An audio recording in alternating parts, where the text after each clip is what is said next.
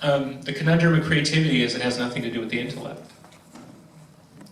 And the world will, generally speaking, tell you that you must use your intellect to be creative and point you towards things that see, be like that or do that.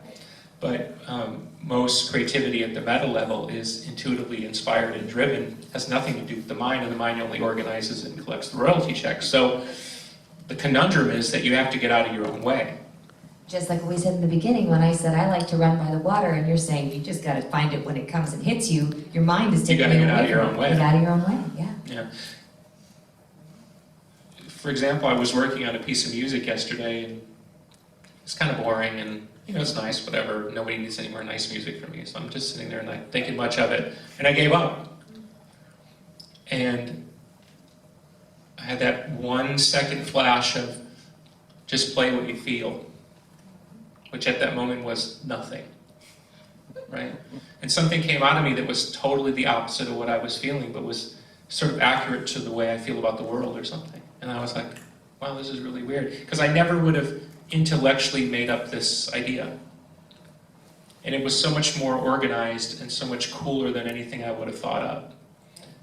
And that immediately connects me back to a lot of my best work, because those things came from that exact same atmosphere of, I don't know what to do, what do I know? And there's a higher mind at work that if you let come through, it'll come through. And most people do have access to that higher mind. They just don't have the skill set to learn to trust it. I said, and I've said many times, probably the greatest moment in my life was letting myself write a bad song. Because I spent so much time trying to write a great song. If I don't write a great song, I'm never going to get out of this horrible job, and I'm never going to get out of the suburbs, and I've got to write a great song, and I've got to write a great song. And when I finally wrote bad songs, the great songs came right behind them. Because it was a way of honoring that human beings are composed of a lot of uncomfortable things that aren't always timely. Consistency is the great hallmark of a relationship, not peak moments. It's really about consistency.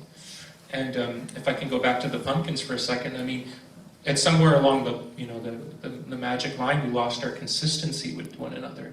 So it took more and more energy to create that moment, until it just becomes too expensive. Like there aren't enough therapists and white straitjackets to get you there.